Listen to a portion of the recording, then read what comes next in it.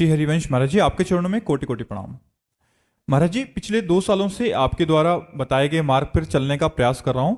गुरुदेव, मैंने आपकी श्री वाणी से शरीर के बारे में सुना है कि स्थूल शरीर, सूक्ष्म शरीर और कारण शरीर, और यही तीनों शरीरों से भागवतिक चेष्टाओं के बारे में।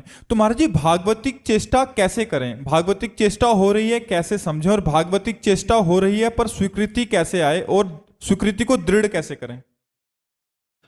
भागवतिक चेष्टा का तात्पर्य होता है तस्मात् शास्त्रम प्रमाणम ते कार्या अकार्यो व्यवस्थितौ। शास्त्र के अनुसार हमारे कर्म होने चाहिए, शास्त्र विरुद्ध कर्म नहीं होने चाहिए। जब स्थूल शरीर से पवित्र धर्म में भागवतिक क्रियाएं होती हैं या जो भी कर्म है वो भगवत समर्पित किए जाते हैं, तो उसका प्रभाव सूक्ष्म शरीर पर पड़ता है। सूक्ष्म शरीर है मन, बुद्धि, चित्त, अहंकार, 5 ज्ञानेंद्रियां, 5 कर्मेंद्रियां, ये है। तो जो सूक्ष्म शरीर है वो पवित्र संकल्प करने लगता है, मन, बुद्धि पवित्र निश्चय करने लगती है, चित्त पवित्र भगवान का चिंतन करने लगता है, अहंकार भगवान के दासत्व में बदलने लगता है। प्रभु मेरे स्वामी, मैं प्रभु का दास। इसका प्रभाव पड़ता है कारण शरीर पर। कारण शरीर कहते हैं स्वभाव। जैसे हमारे यहाँ श्री सेवक जी महाराज कहते हैं, यह जो पर्यो मोहि सहज स्वभाव, श्री हरिवंश नाम रस चाव, नाव सुदृढ़ भव तरन को। बोले मेरा ये स्वभाव पड़ गया है कि निरंतर श्री हरिवंश, श्री हरिवंश, श्री हरिवंश, ये नाम हमारे चलता रहता है। स्वभाव, कारण शरीर स्वभाव। श्रुतौ राधिका कीर्तिरंता स्वभावे। हमारा स्वभाव बन गया है प्रिया प्रीतम की चर्चा सुनने का। श्रुतौ राधिका कीर्तिरंता स्वभावे, हमारा स्वभाव बन गया है प्रिया प्रीतम के जस का कीर्तन करने का। तो जब स्थूल शरीर से कोई पवित्र क्रियाएं, धर्म में भागवतिक क्रियाएं करता है, तो उसका सूक्ष्म शरीर पवित्र होता है। जब सूक्ष्म शरीर पवित्र होता है तो उसका स्वभाव बदल जाता है। जो स्वभाव भोगी था वो योगी हो जाता है, जो प्रपंची था वो भगवत स्वरूप हो जाता है। तीनों बदल गए, स्थूल, सूक्ष्म और कारण।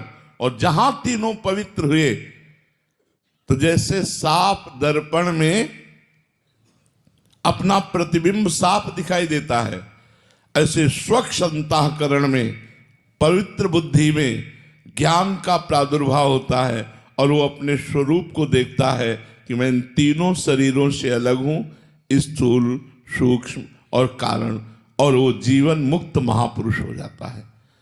इन्हीं शरीरों के राग के कारण हमारी दुर्गति होती है, क्योंकि कर्ता भाव होने के कारण जो हम कर्म करते हैं उसके अनुसार फिर जन्म होता है, फिर कर्म करते हैं, फिर जन्म होता है, बार बार जन्म, बार बार मरण, बार बार माँ के गर्भ में जाना, ये हमारा चलता रहता है तब तक जब तक तीनों शरीर पवित्र नहीं होंगे।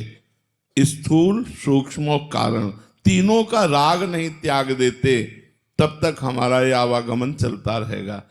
तो चाहे भक्ति के द्वारा, चाहे ज्ञान के द्वारा, तीनों शरीरों को पवित्र करना और तीनों शरीरों का राग त्याग देना, तब वो मोक्ष या प्रेम को प्राप्त होता है। अगर शरीर से प्रेम बना रहे, आसक्ति बनी रहे, तो भक्ति रंग नहीं लाई। भक्ति जब रंग लाती है तो देह कुटुंब ते जाए छूट सब ही विधि नातो। शरीर से राग उसका खत्म हो जाता है।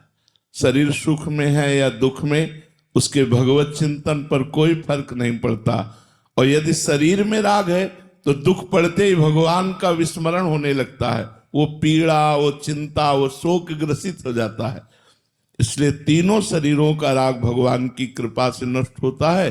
साधन हम करते हैं, कृपा भगवान करते हैं। केवल साधन से ही नहीं होता, इसमें मुख्यतः महत कृपा होती है। मुख्यस्तु महत कृपा ही महापुरुषों की कृपा, भगवान की कृपा, तो हमारे शरीरों का राग नष्ट हो जाए और भगवान से प्रेम हो जाए या आत्मस्वरूप का बोध हो जाए। आप समझ पाए?